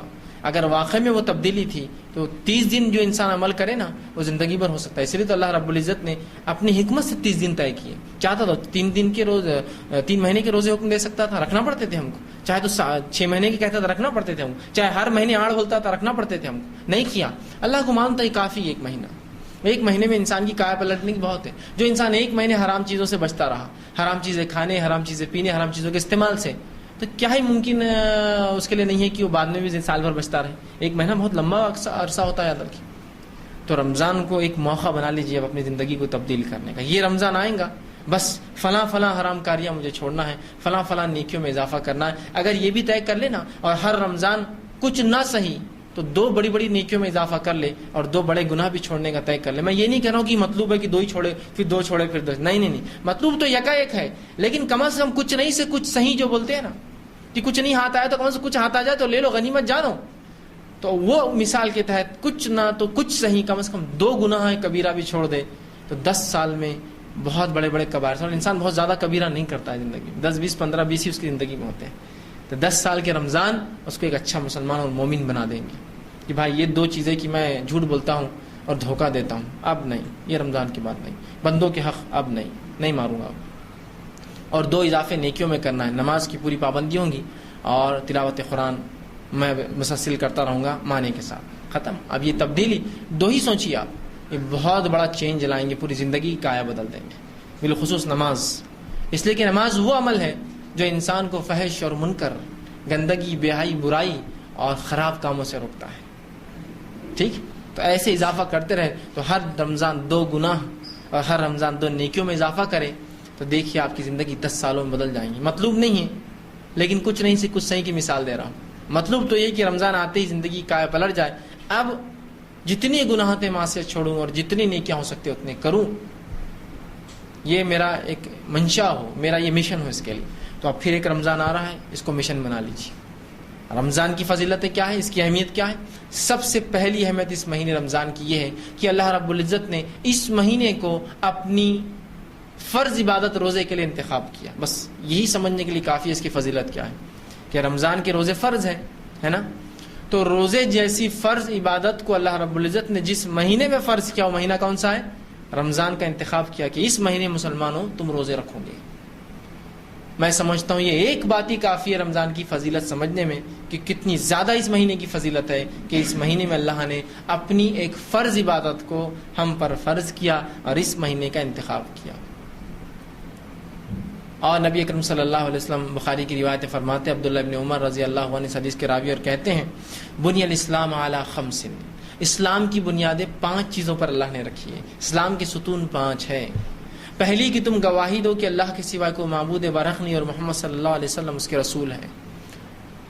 اور وَإِقَامِ الصَّلَاةِ, اور نماز قائم کرو. وَإِيتَاءِ الزَّكَاةِ, اور زکات ادا کرتے رہو. وَالْحَجِّ, اور اللہ کے گھر کا حج کرو. وَصَوْمِ رمضان, اور رمضان کے روزے رکھو. تو 5 فرائض ہیں جس میں سے روزہ ایک فریضہ ہے, اور اس روزے کے لیے اللہ رب العزت نے اس مہینے کا انتخاب کیا. یہ بڑی اہم فضیلت ہے. اس مہینے کی دوسری فضیلتیں کیا ہیں, آئیے ہم دیکھتے ہیں. نبی اکرم صلی اللہ علیہ وسلم فرماتے ہیں, مسلم کی روایت ہے, آپ نے فرمایا رمضان کا مہینہ جو ہی آتا ہے جنت کے تمام دروازے کھول دیے جاتے ہیں حتیٰ کہ ایک بھی بند نہیں رہتا, اور جہنم کے تمام دروازے بند کر دیے جاتے ہیں حتیٰ کہ ایک بھی کھلا نہیں رہتا, اور تمام سرکش جن اور شیاطین قید کر لیے جاتے ہیں. سبحان اللہ, کیا فضیلت ہے اس مہینے. لیکن آپ ایک بات سوچ سکتے ہیں, ابھی جنت میں کون گیا اور جہنم میں کون گیا؟ کیوں بتایا جا رہا ہے یہ؟ یہ جنت کے دروازے کھولنا اور جہنم کے دروازے بند کرنا یہ ایک علامت ہے، یہ ایک اشارہ ہے کہ مغفرت حاصل کر دو، عام ہے مغفرت۔ جنت کھول دیا ہوں میں نے اس مہینے کے اندر، یہ اعلان ہے صرف ایک، ابھی جا نہیں کوئی رہا، اعلان ہے۔ لیکن اور جہنم کے دروازے بند ہے، اعلان ہے یہ کہ اپنے معصیت سے رک جاؤ، مجھ سے توبہ کر لو، دیکھو بند کر دیا ہوں میں نے اس دروازے کو۔ یہ اعلان ہے قسم کا۔ لوگ بولتے ہیں ابھی تو کوئی گیا نہیں، پھر کیوں؟ ابھی کوئی گیا نہیں، یہ اعلان ہے۔ علامتی کچھ چیزیں ہوتی ہیں، سمجھ رہا آپ، خالی اس کو ایک ایز اے سائن، ایک نشانی کے طور پر بیان کیا جاتا ہے نا، اور اس سے اندازہ ہو جاتا ہے نا آپ کو، ہے نا۔ اور اگر وہ چیز میرے ساتھ نہ بھی ہو تو اندازہ تو آپ کرتے ہیں نا۔ مثال دیتا ہوں، آپ کے علاقے کے نزدیک کوئی ڈیم ہے، سمجھ لیجیے ہمارے علاقے کے نزدیک ڈیم ہے، پیٹھن کا ڈیم ہے نا۔ اب کسی نے خبر دی کہ پیٹھن کے ڈیم کے 10 دروازے کھل گئے، تو ہماری کیفیت کیا ہوتی؟ کیا حال ہوا ہوگا پیٹھن والوں کو، آپ یہ ہو گیا ہوگا، وہ ہو گیا ہوگا، ویسا ہو گیا ہوگا، اتنے ڈب گئے، فلاں ہو گا، میرے ایک رشتے دار بھی رہتے ان کا کیا ہوگا، کیا معلوم، کتنی فکریں ہوتی۔ حالانکہ آپ کا کوئی تعلق نہیں ہو دروازوں سے، نہ آپ اس علاقے میں رہتے، خالی نوشن، خالی بتانا کہ 10 دروازے کھل گئے آپ کے لیے ایک بہت بڑی چیز ہے۔ خالی امیجن کر رہے ہیں آپ، کیا پانی نکل رہا ہوگا، کیا تباہی مچی ہے نا۔ تو اندازہ لگائی رمضان آ رہے، جنت کے دروازے کھل رہے ہیں، کیا نعمتیں ہیں اس کی، کیا برکتیں ہیں اس کی، کیا فائدے ہیں اس کی۔ ایک علامت ہے، کھلی ہے، حاصل کر لو، کھلی حاصل کر لو۔ اور جہنم کے دروازے بند ہے، سبحان اللہ، تمام گناہ کے راستے، تمام سزائیں بچ جا رہے۔ جہنم ایسی جگہ ہے جس میں کسی قسم کا سکون نہیں ہے ادھر کی، الحمدللہ ہم بچ رہے ہیں، لہٰذا اپنی نفس کو اب ہم زندگی بھر اس چیز سے بچا لیں۔ تو یہ علامت ہے، اللہ اعلان کر رہا ہے کہ اعمال ایسے کر لو، یہ مہینہ ایسا ہے کہ تم ایسے اعمال کر سکتے ہو کہ وہ حاصل کر لو جس کے دروازے کھلے ہیں، اور یہ مہینہ وہ ہے جس میں گناہوں سے رک جاؤ اور اس چیز سے نجات پالو جو سب سے بری جگہ ہے، وہ ہے جہنم۔ اعلان کر رہا ہے یہ مہینہ ہم سے، مطلوب ہے اس مہینے میں کہ ہم جنت حاصل کریں اور جہنم سے نجات پائے۔ اور تمام سرکش جن اور شیاطین قید کر لیے جاتے ہیں، جن اور شیاطین بند ہے، مطلب مومنوں کو موقع ہے پورا کہ اب بہکانے والا بھی تم کو نہیں بہکا رہا ہے مسلمانوں، اب شیطان بھی تم کو نہیں بہکا رہا ہے، تو اچھے اعمال کرو، نیکی کی طرف متوجہ ہو۔ اور اگر اس مہینے بھی آپ دیکھیں لوگ گناہ اور معصیت کی طرف بڑھتے ہیں، تو یہ تو وہ نفس ہے جو شیطان ٹریننگ دے چکا ہوتا ہے 11 مہینے، جو نفس کام کرتی ہے۔ لیکن اب سرکش جن اور شیاطین قید ہے تمام کے تمام، اب کوئی بہکا نہیں رہا ہے آپ کو، نماز کو مت جاؤ، روزہ مت رکھو، صدقہ کیوں کر رہے ہو، نہیں، اب کوئی بہکا نہیں رہا ہے۔ یہ نفس ہے جو ٹریننگ پا چکی 11 مہینے، وہ اپنی برائیاں اور قباحتیں کا اظہار کرتی ہے، برائیاں اس کی نظر آتی ہیں۔ کتنی بڑی فضیلت ہے، جنت کھلی ہے، جہنم بند ہے، اور مومنوں کو عبادت کے لیے، سکون و تسلی کے لیے جن اور شیاطین قید کر دیا اللہ نے، جو سرکش ہوتے ہیں، جو برے ہوتے ہیں، سب نہیں قید کر دیے جاتے ہیں۔ ٹھیک، اسی طرح رمضان کی فضیلت یہ بھی ہے کہ اس میں کیا گیا عمرہ حج کے برابر ثواب دیتا ہے۔ نبی اکرم صلی اللہ علیہ وسلم سے روایت ہے، مسلم کی حدیث ہے، آپ صلی اللہ علیہ وسلم نے ایک صحابیہ سے ایک مرتبہ پوچھا جس نے حج کا ارادہ کیا تھا کہ وہ نبی اکرم صلی اللہ علیہ وسلم کے ساتھ حج کرے گی، لیکن انہوں نے اپنا ارادہ ملتوی کر دیا، کینسل کر دیا۔ رسول اللہ صلی اللہ علیہ وسلم نے ان سے پوچھا کیا تم ہمارے ساتھ حج کو نہیں چلوں گی؟ تو کہ اللہ کے رسول، گھر میں صرف 2 اونٹ ہے اور پانی بھرنے کے لیے اور کھیتی کے لیے وہ لگتے ہیں، تو لہٰذا اس سال تو میں حج کو نہیں آ پاؤں، سواری نہیں ہے نا، حج کو نہیں آ پاؤں گی۔ تو نبی اکرم صلی اللہ علیہ وسلم اس خاتون، اس صحابیہ سے کہا تو پھر تم ایک کام کرنا، تم رمضان میں عمرہ کر لینا، رمضان میں کیا گیا عمرہ حج کے برابر ثواب دیتا ہے۔ لیکن وہ حج کو ساکت نہیں کر دیتا، حج کو ایکسیپشنل نہیں کرتا کہ حج مت کرو عمرہ کر لے، نہیں، لیکن اس کے برابر اجر اور ثواب دیتا ہے۔ تو رمضان میں کیا گیا عمرہ حج کے برابر اجر رکھتا ہے۔ تو اللہ نے جس کو مال و دولت دے رکھی ہو، ضرور اس مال و دولت کا فائدہ اٹھائے اور ضرور رمضان کے اندر عمرہ کرے، اس کی بڑا اجر، بڑا ثواب، بلکہ حج کے برابر اجر و ثواب ہے۔ لیکن یہ حج کو ختم نہیں کرتا، حج کی فرضیت اپنی جگہ ہے، لیکن استطاعت نہیں ہے، استطاعت ہے تو حالات نہیں ہے، حالات ہے تو ماحول ویسا نہیں ہے، ماحول ہے تو پھر محرم نہیں ہے کہ عورت ہو، مسائل تو ہوتے ہیں انسان کے ساتھ، پیسہ ہے میرے پاس لیکن کوئی حج ٹور والے نہیں، سب فل ہو گئے، کیا کروں، پیسہ ویسے ہی پڑا رہے ہیں۔ تو ایک موقع ہے کہ پھر وہ جا کے کم از کم عمرہ کر لے رمضان کے اندر، تاکہ اس کا اجر مل جائے اس کو، اور پھر حج کا موقع اگلے سال ضرور پائیں گا تو پھر حج بھی کرے۔ سمجھ رہے آپ بات کو؟ تو اتنا اجر اور ثواب اس مہینے میں ہے کہ ایک عمرہ جو کہ حج اصغر ہے، یقیناً حج کے برابر نہیں ہوتا، چھوٹا حج ہے وہ کرنے والے کو بڑے حج اصغر کا حج اکبر کا ثواب ملتا ہے۔ ہمارے پاس یہ غلط فہمی ہوتی ہے حج اکبر بولے تو وہ حج جو جمعہ کے دن آتا ہے، ویسا نہیں ہے، یاد رکھیے، حج اکبر کہا جاتا ہے حج کو، حج اصغر کہا جاتا ہے عمرے کو، اسی لیے دونوں کے کرنے والے کو حاجی بولتے ہیں، ہے نا. کبھی کبھار آپ عمرے کو گئے ہوں گے تو عمرے میں لوگ آپ کو حاجی حاجی بولتے ہیں، اور اب اگر کوئی آپ کو ہٹانا چاہ رہا ہو راستے سے، حاجی حاجی بولتے جائیں، آپ بولیں گے میں حاجی تھوڑی ہے، میں تو عمری ہے، ابھی عمرہ ہی کر رہا ہوں، ہے نا. چونکہ یہ لقب عمری کو کہاں لگائیں گے جا کر، حاجی اچھا بڑا لقب ہے، ٹائٹل تو نہیں. وہ آپ بھی حج کر رہے ہیں، چھوٹا حج ہے، حج اصغر ہے، اور حج اکبر بولتے ہیں حج کو. تو یہ مت سمجھیے جمعے کو جو حج آتا ہے اس کا ثواب کچھ زیادہ ہے، وہی حج اکبر کا معنی حج اور حج اصغر کا معنی ہوتا ہے عمرہ. تو عمرے کا ثواب جو حج اصغر ہے اس کا ثواب حج اکبر کے برابر مل رہا ہے آپ کو. ٹھیک، تو کوشش کرے اس میں عمرہ کرے، اس سے اس مہینے کی فضیلت بھی پتہ چلے. اسی طرح ہر شخص چاہتا ہے کہ اپنے اعمال کے علاوہ بھی کچھ میں ایسا کروں اپنی زندگی میں کہ میری سفارش ہو قیامت کے روز. چاہتا ہے نا ہر شخص، چاہے نبی کی سفارش ہو، چاہے جو ہے صحابہ کی سفارش ہو، چاہے صالحین کی سفارش ہو، چاہے اللہ کی ولیوں کی سفارش ہو. چاہتا ہے نا ہر شخص سفارش ہو. آئیے جائز سفارش کیا ہے بتا رہا ہوں میں آپ کو.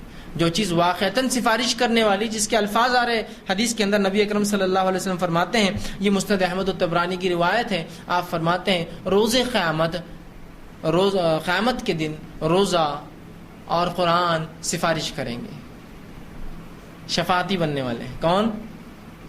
روزہ اور قرآن. اب دیکھیے بتایا جا رہا ہے، جو بتایا جا رہا ہے وہ زیادہ افضل ہے بنسبت اس کی جس کو ہم سوچ رہے ہیں وہ کریں گے یا نہیں کریں گے، لیکن یہ تو ہے یہ کرنے والے ہیں. روزہ اور قرآن قیامت کے روز سفارش کریں گے، اور روزہ آ کر کہیں گے اے اللہ یہ شخص میری وجہ سے، میری خاطر کھانے پینے سے اور شہوت سے رکتا رہا. روزہ کیا ہوتا ہے؟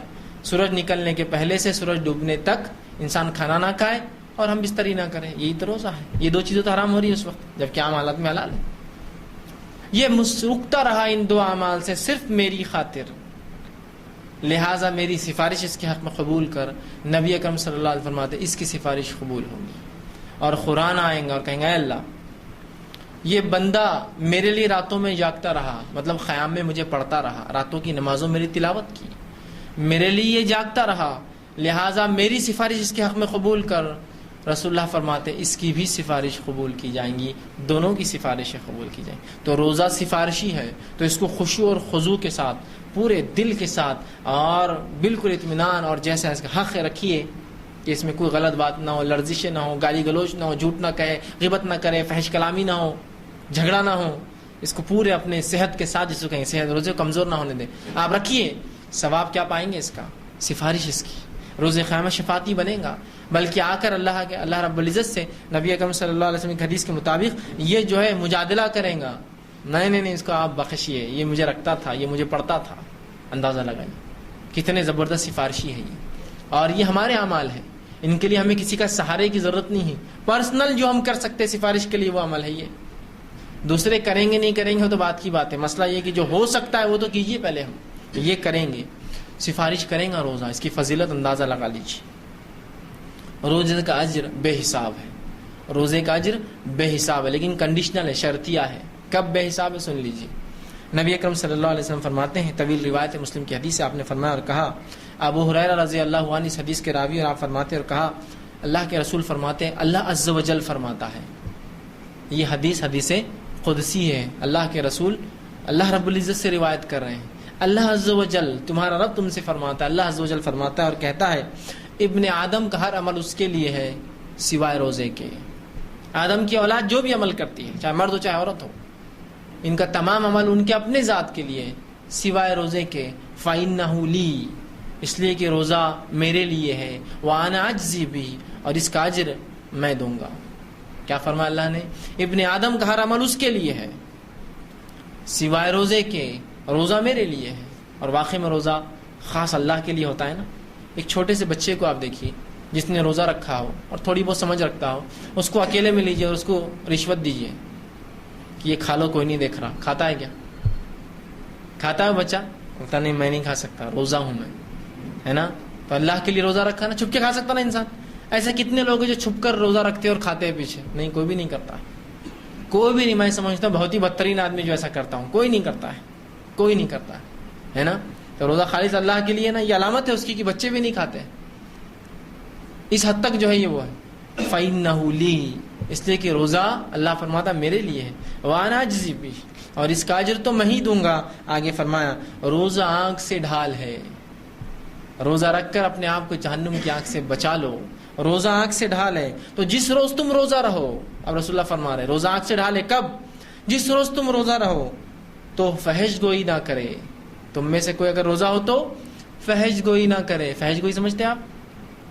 بری باتیں، گندی باتیں، اوچھی باتیں، غلیظ باتیں۔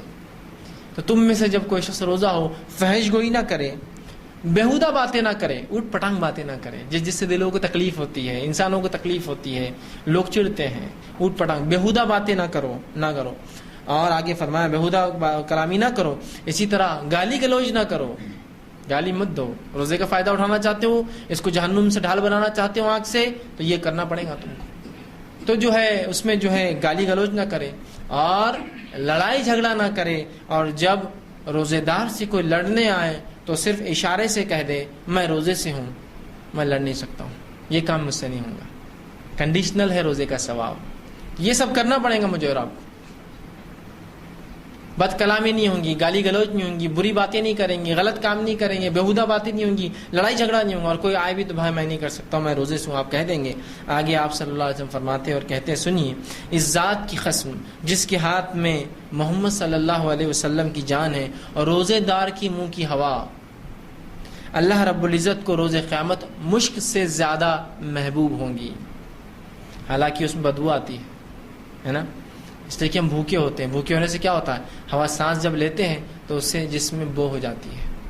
تو روزے دار کی منہ کی ہوا اللہ رب العزت کو روز قیامت مشک سے زیادہ محبوب ہوں گی، اس کو زیادہ پسند کیا؟ اس لیے کہ وہ بدبو جو اس کے منہ میں ہوئی وہ اللہ کے لیے بھوکا رہنے کی وجہ سے اس سے زیادہ محبوب ہوں گی، پسندیدہ ہوں گی۔ اور روزے دار کے لیے دو خوشیاں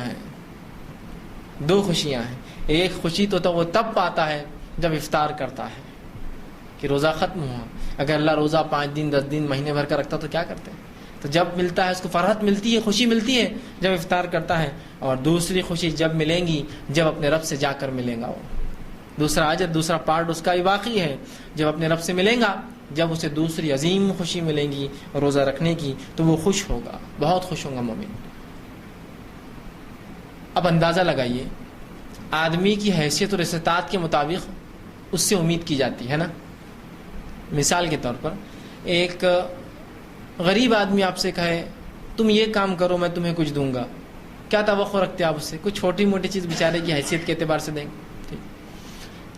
آپ کے محلے کے ایک مالدار انسان نے کہا میرا کچھ کام کرو کچھ دوں گا، تو آپ کی امیدیں بڑھ جاتی ہیں، کچھ نہ کچھ اپنی حیثیت کے حساب سے یار بڑا ہی دیں گا یہ، ہے نا۔ اورنگ آباد شہر کے سب سے مالدار انسان نے کہا میرا ایک کام کرو کچھ دوں گا، امیدیں اور بڑھ جاتی ہے، ارے بھائی اورنگ آباد کا مالدار آدمی ہے، کچھ نہ کچھ تو دیں گا، کروڑ پتی ہے، 1000 پتی ہے، پتہ نہیں کتنا پتی ہے، اتنے پیسے اس کے پاس، اب کچھ نہ کچھ تو دیں گے۔ دنیا کے سب سے مالدار انسان نے آپ سے کہا میرا ایک کام کرو کچھ دوں گا، او ہو خواہشات کتنی بڑھ جاتی، ایک کم از کم بڑی گاڑی تو دے دیں گا، کچھ نہ کچھ ایک بڑی خواہش ہوگی نا۔ اب اندازہ لگائیے وہ رب العزت جو کائنات کا رب ہے، تمام دولت مند لوگوں سے اس کے پاس زیادہ دولت ہے، اس کے خزانے کبھی خالی نہیں ہوتے، اس حد تک کہ اللہ کے رسول صلی اللہ علیہ وسلم فرماتے ہیں اول جن سے آخر جن اور اول انس سے آخر انس، پہلے انسان سے آخر انسان، اگر تمام آ کر اللہ رب العزت اپنی خواہشات کو رکھ دے، یہ ہونا وہ ہونا وہ ہونا سب مل کر، تو بھی اللہ کے خزانے میں سے اتنی بھی کمی نہیں آئیں گی جتنا ایک مچھر کے پر کو پانی لگیں گے یا ڈبا کے، اتنی بھی کمی نہیں آئیں گی۔ مچھر کا پر دیکھیں نا کتنا چھوٹا سا ہوتا ہے، یہ ایک روایت میں اللہ کے خزانوں میں اتنی بھی کمی نہیں آئیں گی جتنا ایک سمندر کے اندر سوئی ڈبو کر نکالو تو اس کے نوک کے اوپر جتنا پانی آتا ہے اتنی بھی اللہ کے خزانے میں سے کمی نہیں آئیں گی۔ حالانکہ اول ان سے آخری جن، اول جن سے آخری جن اور اول ان سے آخری انس سب نے مانگ لیا جو مانگنا ہے، تب بھی رب کے خزانے میں سے اتنی بھی کمی نہیں آئی۔ جب وہ کہہ رہا ہے کہ میں اجر دوں گا تو کیا امید کرتے ہیں، کیا ایکسپیکٹیشنز لگی ہوئی ہے، کیا خواہشات لگی ہوئی ہے کہ سب سے مالدار انسان اگر دنیا کا کہے تو کیا خواہش ہے، تو اس رب سے کیا خواہش ہے، کم از کم کچھ نہیں، سب سے چھوٹی جنت تو مانگ ہی لوں گا، کچھ نہ کوئی اللہ کے پاس کیا ہے، اس کے لیے تو معمولی بات ہے یہ سب چیزیں، ہے نا۔ تو اندازہ لگائے کیا اجر ہوں گا، اللہ ہی جانتا ہے بھائی، میں نہیں جانتا ہوں، نہ حدیث میں بتایا گیا، نہ اللہ رب العزت نے بتایا، نہ رسول اللہ نے بتایا، لیکن بڑا اجر ہے، چھپا کر رکھا گیا، اس لیے کہ روزہ ایک ایسا عمل ہے جو چھپ کر ہی ہوتا ہے نا۔ ایک عام انسان جو روزے کی حالت میں مجمع میں آ جائے کو بول سکتا ہے یہ روزے دار ہے، بول سکتا ہے کہ نہیں؟ تو تم نے عمل بڑا چھپ کر کیا، تو تو اجر بھی چھپا کے رکھا گیا تمہارے لیے، اسپیشل ملیں گے. پھر نماز دکھ رہی ہے، جا رہا ہے، وضو کر رہا ہے، کھڑا ہے مسجد میں، لوگ دیکھ رہے ہیں. زکوٰۃ دے رہا ہوں تو کم از کم جس کو دے رہا ہوں اس کو پتا ہے، اور اس کے خاندان والوں کو پتا ہے ہم کو زکوٰۃ دی گئی. حج کر رہا ہوں تو اب تو پوری دنیا کو معلوم ہو جاتا ہے نا حج کر رہا ہے. ٹھیک. روزہ معلوم ہوتا ہے کسی کو میرا کب میں نے رکھا اور کب نہیں. ایک روزہ رکھ کر انسان چلے جائے مجمع میں، یہ الگ بات ہے، رمضان ہو تو سب پہچان لیں گے مسلمان ہے تو بھائی روزے دار ہوں گا ہی، لیکن عام انسانوں میں جا کوئی پہچان نہیں پائیں گے. تو جب عمل تم نے چھپ کر کیا جو دکھتا نہیں تھا، اللہ کو راضی کرنے کے لیے کیا، تو بدلہ بھی ایسی پاؤں گے، بالکل ڈھکا چھپا، اور ایسا بدلہ کہ جس کو پا کر اللہ کے رسول فرما رہے تو وہ خوش ہوگا، خوش ہو جائے گا انسان. اتنا مل جائیں گے خوش ہو جائیں گا. اب اپنے رب سے ہم امید کر سکتے ہیں، کچھ نہ صحیح تو سب سے چھوٹی جنت کی تو کم از کم خواہش اور امید میں کر سکتا ہوں، ہے نا. تو بہت بڑا اجر ہے روزے کا، یاد رکھیں بہت بڑا اجر، لیکن اس کی صحت برابر ہو. جیسے میں نے کہا نا، بیہودہ باتیں نہیں، بد کلامی نہیں، فحش نہیں، گندی چیزیں نہیں، لڑائی جھگڑا کچھ نہیں روزے میں. اور کوئی لڑنے آئے تو کہہ دے میں روزے سے ہوں، میں روزے سے ہوں، بھائی یہ کام نہیں ہو سکتا. ٹھیک. اسی طرح اور روزے دار کے لیے اس کی فضیلت آتی ہے. روزے دار کے لیے جنت کا خاص دروازہ ہے جس کا نام ریان ہے، اور روزے دار اس دروازے میں سے داخل ہونے والے. جنت کو 8 دروازے اور جہنم کو 7 دروازے، یاد رکھیں. تو ایک دروازہ 8 میں سے خاص ہے جس کا نام ریان ہے، جو کس کے لیے ہے؟ جنتی اس میں سے گزریں گے. اب آپ یہ سوچ سکتے ہیں اس میں کیا خاص بات، جنتی اس دروازے سے گزریں گے، اس میں کیا ایسا امپورٹنٹ ہے، کیا خاص ہے، کیا اسپیشل ہے اس کے اندر؟ ہاں. لیکن اس عزت اور اعزاز کو آپ سمجھ نہیں پا رہے ہیں. دنیا کے لحاظ سے آپ سمجھیں گے. میں آپ کو سمجھاتا ہوں، مثال دیتا ہوں. لوگ گھر بناتے ہیں، مختلف گھر ہوتے ہیں، آج کل شہروں میں الگ الگ گھر بنتے ہیں. گھروں میں مختلف دروازے ہوتے ہیں نا. مردانے کا دروازہ، زنانے کا دروازہ. گزرنے والے کی اہمیت کے اعتبار سے دروازے کا نام بدل گیا، اس کی شخصیت کے اعتبار سے معاملہ الگ ہے. خاص مہمانوں کا ایک دروازہ، وہ جب کھلتا ہے پورے محلے میں اعلان ہو جاتا ہے آج کوئی خاص آ رہا ہے، یہ دروازہ کھلا، شاید بچی کو دیکھنے آ رہے ہیں، بچے کا رشتہ چل رہا ہے، کچھ نہ کچھ خاص اسپیشل ڈور کھلا ہے. سروینٹ ڈور ہے ایک، نوکر جس سے چوکر چاکر آتے جاتے ہیں، ہے نا، نوکروں کا ہی رہتا ہے الگ دروازہ، ہے نا. ہوتا ہے نا بڑے گھروں میں سب ہوتے ہیں ایسے دروازے. ہر دروازے سے آنے والی ذات کے اعتبار سے اس کی اہمیت بدل جاتی ہے، اس کا ریسیپشن بدل جاتا ہے، اس کا امپورٹنس بدل جاتا ہے نا. ہے نہیں ہے. سروینٹ ڈور سے کوئی آیا تو اس کی وہ اہمیت نہیں ہوتی، بلکہ وہ تو کھلا ہی رہتا ہے ہمیشہ، آپ اور جاؤ. مردانہ ہے تو لوگ کھڑے ریسیپشن کے لیے، آئیے آئیے، مہمان ہے آپ کا. اسپیشل مہمان آئے تو پھر تو پورا خاندان کھڑا ہے ویلکم کے لیے، اسپیشل ڈور کھلتا ہے. تو اندازہ لگائیے اللہ کے پاس روزے داروں کی کیسی مہمان نوازی ہے. اسپیشل دروازہ ہے ان کے لیے ریان، اس میں سے صرف صائمون، روزے رکھنے والے داخل ہونے والے. ایک دروازہ رکھنا علامت اور اعلان ہے. اللہ کے پاس بڑی اہمیت ہے روزے رکھنے والوں کی، معمولی مت سمجھیے، معمولی مت سمجھیے روزوں کو. اللہ کا اتنی اہمیت ہے کہ دروازہ بنا رکھا ہے. اور ظاہر سی بات ہے جب روزے دار اس دروازے میں سے آئیں گے کیا عزت ہوں گی اور کیا بھگت ہوں گی، اس کا اندازہ لگا سکتے ہیں. دنیا کی چھوٹی موٹی دولت والے لوگ جو ہوتے ہیں، دنیا کی کتنی بھی دولت چھوٹی موٹی ہوتی ہے، اللہ کے نزدیک اس کی نعمت کے بالمقابل اور جنت کے مقابل میں کچھ بھی نہیں. بلکہ جنت دنیا کی تمام مال و دولت جو کچھ کائنات میں ہے ایک جگہ جمع بھی کر لیا جائے تو روز قیامت جو آخرت میں اللہ نے جنت بنائی ہے تو اس کی ایک کمان خریدنے کے برابر بھی پیسہ نہیں ہوگا. اور ایسے کئی کمان ہیں جنت کے اندر، پورا دنیا کا پیسہ ملا لیا جائے تو وہ کمان اتنی قیمتی ہے، ایک کمان کہ اتنا پیسہ نہیں ہوگا دنیا کے اندر پورا ملا لیا جائے. اس لیے کہ جس کے اینٹیں سونے کی ہو اور سونا خالص سونا، ڈپلیکیٹ اور دھوکے باز سونا نہیں، اس میں پیتل ملا ہو، تانبا ملا ہو، اور 22 اور 24 کیرٹ کا 100% گولڈ. اور جس کا گارا رسول اللہ فرماتے ہو نا، گارا سمجھتے ہیں آپ، اینٹ کو لگانے کے لیے جو سیمنٹ اور جو ریتی ہوتی ہے اس کو گارا بولتے ہیں. جس کا گارا ہیرو کا ہو، جس کی مٹی جو ہے زعفران ہو، جس کی مٹی زعفران سمجھتے ہیں نا، میں آپ پہ الزام نہیں دھر رہا ہوں، لیکن زعفران جو ہے ایک خاص پھول ہوتا ہے، اس کے اندر اس کا ایک حصہ ہوتا ہے پھول کا جو بہت قیمتی ہوتا ہے، ٹھیک، بہت مہنگا ہوتا ہے، بہت ہی مہنگا. وہ الگ بات ہے کہ ہمارا زعفرانی رنگ وہ بہت سستا ملتا ہے، بہت قیمتی. اس کی مٹی زعفران ہے، اندازہ لگائیے کیا قیمت رہیں گی، کیا قیمت رہیں گی. تو اتنا قیمتی ہے، اتنا. تو وہاں جب دنیا کی چھوٹے موٹے مالا دولت والوں کے پاس جاتے تو کیسی آباگت ہوتی، ان کی شادیوں میں چلے گا، کہیں سے پانی آپ پر آ رہا ہے خوشبودار، تو کوئی آپ کو عطر لگا رہا ہے، آتے چھڑک رہا ہے نا، تو کوئی ویلکم کے لیے آپ پر پھول برسا رہا ہے، تو کوئی آتے ہی ہر گیسٹ کو پھول پہنا رہا ہے، تو کوئی ایک جو ہے توال اڑا رہا ہے. کتنی خوشی ہوتی ہے نا، میں کسی نے کچھ دیا، کوئی ایک دستی ڈال دے رہا ہے، ہو کیا بات ہے. کوئی خاتون جا رہی ہے اس کو ایک ساڑی دے دے رہا تو بولیں گے بابا بابا اس کی تو تعریف زندگی بھر کروں گی میں، ساڑی دے دیا. کتنی ہم کو وہ ہوتی ہے. تو اندازہ لگائیے فرشتے کیسی آوگت کرنے کھڑے ہوں گے اس دروازے کے اندر ریان میں. اسپیشل لوگ آ رہے ہیں اللہ کے, روزے دار ہیں, ان کے لیے اسپیشل ڈور ہے, تو ظاہر سے تو ان کی ویلکم بھی اسپیشل ہونا چاہیے.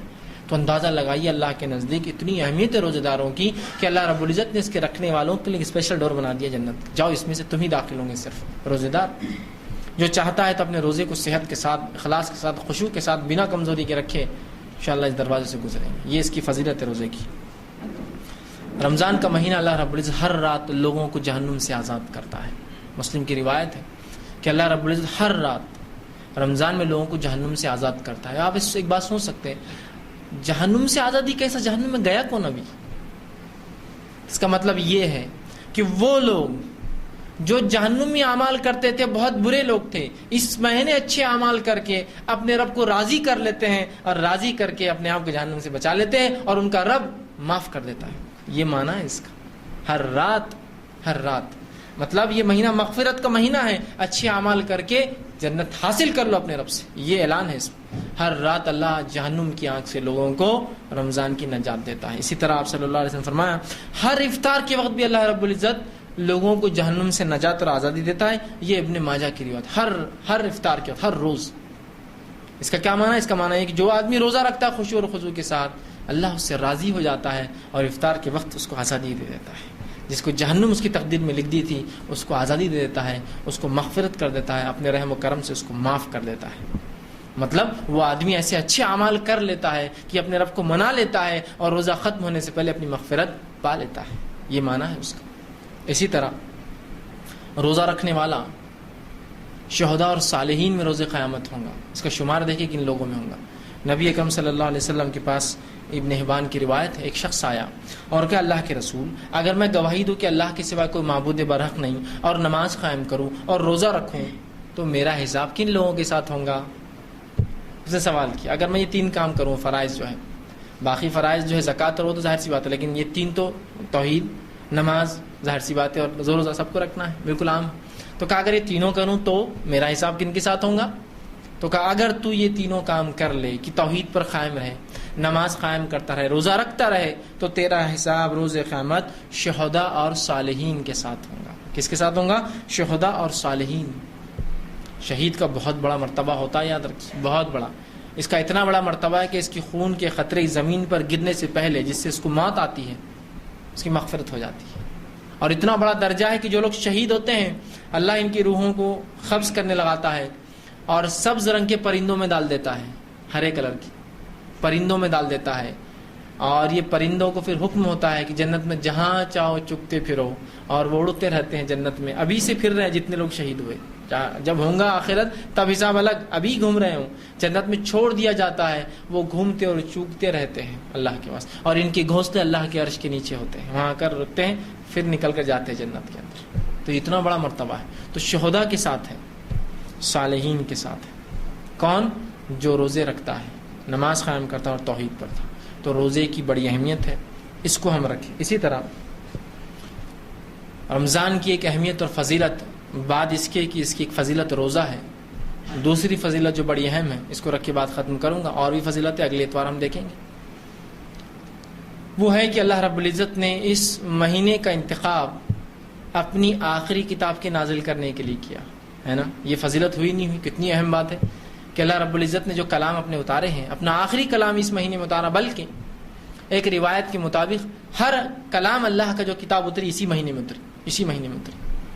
اور اس کی دلیل سورہ بقرہ سورہ نمبر 2 آیت نمبر 185, شہر رمضان الذی انزل فیہ القرآن ھدی للناس بینات من الھدی والفرقان. رمضان وہ مہینہ تھا جس میں قرآن کا نزول ہوا انسانیت کی ہدایت کے لیے, اور ایک فرق کرنے والی کتاب, فرقان بنا کر بھیجا, کسوٹی بنا کر بھیجا, جو حق اور باطل کو الگ کرتی ہے, دن اور رات کو الگ کرتی ہے, برائی اور اچھائی کو الگ کرتی ہے, حلال اور حرام کو الگ کر دیتی ہے. تو یہ ہے قرآن. کب اترا یہ قرآن؟ رمضان. تو کیا اس مہینے کی فضیلت ظاہر نہیں ہو رہی اس مہینے سے, اس عمل سے؟ اسی لیے شہر رمضان شہر القرآن کہلاتا ہے. رمضان کا مہینہ قرآن کا مہینہ ہے. اور نبی اکرم صلی اللہ علیہ وسلم کا معمول تھا, ہر رمضان آپ ایک قرآن ختم کرتے تھے, ایک قرآن ختم کرتے تھے. کوشش کریں کہ ہم بھی ایک قرآن ختم کریں. دیکھیے تراویح میں ختم کرنا ایک الگ عمل ہے, اگر اس میں ہو جاتا ہے تو اچھی بات ہے, لیکن رسول اللہ تلاوت کرتے تھے. کوشش کریں کہ آپ بھی تلاوت کریں. اور چونکہ قرآن نبی اکرم صلی اللہ علیہ وسلم اور صحابہ کی زبان میں تھا، میری زبان عربی نہیں ہے، کوشش یہ کروں کہ ہر رمضان ایک قرآن معنی کے ساتھ ختم ہو. کم از کم سال میں ایک بار تو پتہ چلے میرا رب مجھ سے کیا چاہتا ہے. اور انسان بھولتا ہے، اگلے سال تک پھر کچھ بھول ہو جائیں گی، پھر ریپیٹ کروں گا، پھر اس کا جو معنی آئے گا، پھر حرام حلال کی تمیز آ جائیں گی اور پھر وہ ہوں گا. ہر رمضان ایک قرآن معنی کے ساتھ ختم کرو، اور رمضان کے بعد سے اگلے رمضان تک ایک تفسیر ختم کرنے کی کوشش کرو. جب رمضان میں عادت ہو جائیں گی میرے کو ماشاءاللہ پورے 30 دن قرآن پڑھنے کی، عادت کو جاری اور ساری رکھیے. فرق اتنا ہے کہ اب ترجمہ تو جان لیا، تفسیر میں جائیے کہ احکامات کیسے ہیں، ان کی گہرائیاں کیا ہے، ان کی حکمتیں کیا ہے، نبی اکرم صلی اللہ علیہ وسلم اور صحابہ کے اقوال کیا ہے، اس کے اوپر کیسے سمجھا علماء نے اس کو.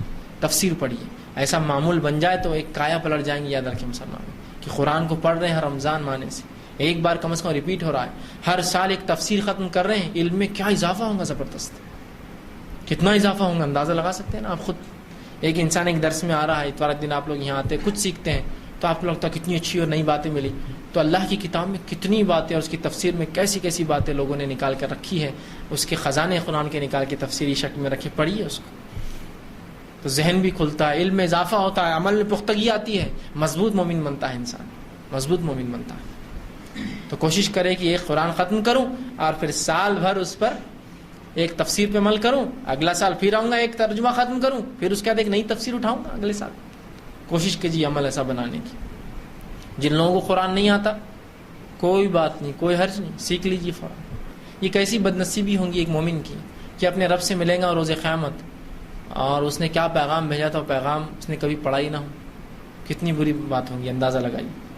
ایک انسان اگر اس کے رشتہ دار اس کا ملک چھوڑ کر کسی اور ملک میں چلے گئے اور وہاں رہتے ہیں اور وہاں سے وہ خط لکھے جو ایسی زبان میں ہو جو زبان میں نہیں جانتا، تو کیا کرتے ہیں؟ زبان سیکھنے کی کوشش کرتے ہیں یا جو زبان جانتا ہے اس سے پڑھواتے ہیں نا. تو اللہ رب العزت کیا یہ سوال روز قیامت نہیں کریں گا کہ میری کتاب کے تعلق سے کیا محنت کی، کیا پڑھا؟ کیا جواب دیں گے؟ شرم کی بات نہیں ہے، عمر کا کوئی تقاضا نہیں ہے، سیکھیے کتاب کو اللہ کی. شرم کی بات تو وہ ہے کہ وہ شخص جو اللہ کی کتاب کو نہیں پڑھتا تھا، روز قیامت ایسے لوگ، سورہ طٰہٰ سورہ نمبر 20 آیت نمبر 125 26 اور 27 اٹھا کر دیکھ لیجئے. اللہ نے فرمایا وہ لوگ جو اللہ کے کلام ذکر سے غافل تھے، روز قیامت اللہ ان کو اعمیٰ اندھا اٹھائیں گا. وہ کہیں گے اللہ میں دنیا میں دیکھتا تھا، تو نے مجھے اندھا کیوں اٹھایا آج روز قیامت؟ اللہ کہیں گا تو میری کتاب کو بھلا دیا، تو نے میرا ذکر کو بھلا دیا، لہٰذا آج میں نے بھی تجھے بھلا دیا. اندھا اٹھیں گا. تو کتنا اچھا ہے کہ دنیا میں 10-20 لوگوں کو معلوم ہے مجھے قرآن نہیں آتا، اور اس سے زیادہ کیا بولیں گے؟ بول کے اب تک نہیں سیکھا. ٹھیک ہے، ہنسنے والے کے دانت دکھتے، بولنے والے کے دانت دکھتے، میرا کیا جا رہا ہے، میں تو سیکھ رہا ہوں. لیکن روز قیامت آدم بھی موجود ہے جو ہمارے باپ ہوں گے، اور تمام انبیاء بھی موجود ہے، ان کے صحابہ اور حواری بھی موجود ہے، اور قیامت تک کے آنے والے انسان موجود ہے. اور ایک آدمی اندھا اٹھ رہا ہے اور اس کو کہا جا رہا ہے تو قرآن نہیں پڑھتا تھا. کیسی بدنامی ہے، کیسی بدنامی مقام محشر میں ہو رہی ہے. بدنامی اندھا اٹھ رہا ہے. اندھا اٹھتے لوگ بولیں گے تو قرآن نہیں پڑھتا، اس لیے کہ جو مادرزاد اندھے بھی ہوں گے تو روز قیامت دیکھیں گے، لنگڑے ہوں گے تو وہ بالکل سیدھے ہو جائیں گے، کمیاں ہوں گی تو دور ہو جائیں گی، پاگل ہوں گے تو صحیح سلامت ہو جائیں گے. وہاں نہیں اٹھیں گا انسان سے، بالکل فریش اٹھیں گا وہاں. لیکن جو اندھا اٹھیں گا سب بولیں گے ہاں قرآن نہیں پڑھتا تھا، اللہ کی کتاب سے محروم تھا. کیا بدنامی ہے خطرناک. کروڑ انسان سمندر سے بھی زیادہ تعداد میں کھڑے ہیں اور اندھا اٹھ رہا ہے. یہ تو اس سے اچھا یہاں 2 4 5 10 لوگ برا بولیں گے اب تک نہیں سیکھا، اور کوئی بھی نہیں بولیں گا، الٹا بلکہ لوگ سراہنا کریں گے، بڑی بات ہے آپ اس عمر میں سیکھ رہے ہیں، بہت اچھا ہے.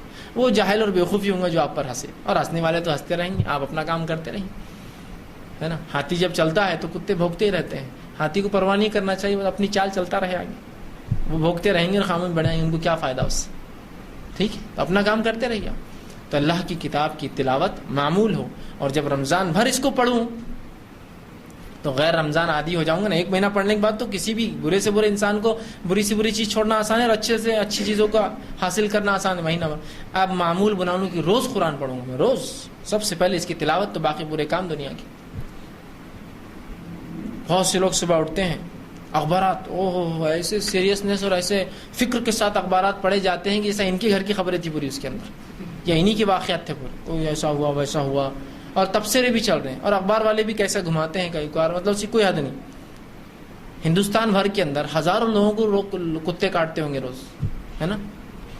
ایک ہیڈنگ، ایک آدمی کتے نے کاٹ لیا، کیا خبر ہے، دیکھو کتے نے کاٹ لیا، بیچارہ جا رہا تھا، سامان تھا، سائیکل پر تھا، یہ تھا، آدھی رات تھی، حالانکہ کتوں کو ڈبل روٹیاں بھی ڈالا، لیکن پھر بھی کتے نے کاٹ لیا۔ کئی لوگ مر گئے اس رات اور اس دن، ہزاروں لوگ جو ہے ہلاک اور برباد کر دیے گئے، جنگوں میں مارے گئے۔ یہ کتے کا کاٹنا کون سی بڑی خبر، میرے کو نہیں لگتا ہے کوئی بہت ٹینشن فکر والی خبر تھی۔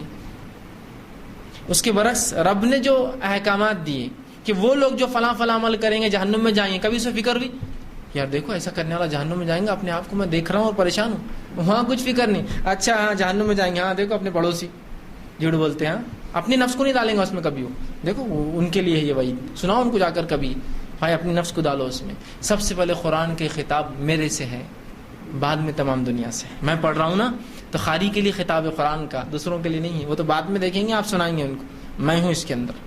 اور صحابہ کا یہی معمول تھا، اور یہی مزاج اور فطرت مومنوں کی ہونی چاہیے، اپنے نفس کو ڈالیے اس کے اندر۔ منافقین کی آیتیں نازل ہو رہی ہے، سب سے زیادہ فکر مند کون تھا معلوم آپ کو؟ منافق فکر مند نہیں تھے، ان کو تھوڑی فکر تھی کہ ہماری پول کھول رہی ہے، لیکن اطمینان تھے کہ ان کی سیدھی پول نہیں کھولیں گا اللہ، اور رسول اللہ نے کبھی نام نہیں بتایا، تو وہ مطمئن تھے کہ سیدھی نہیں۔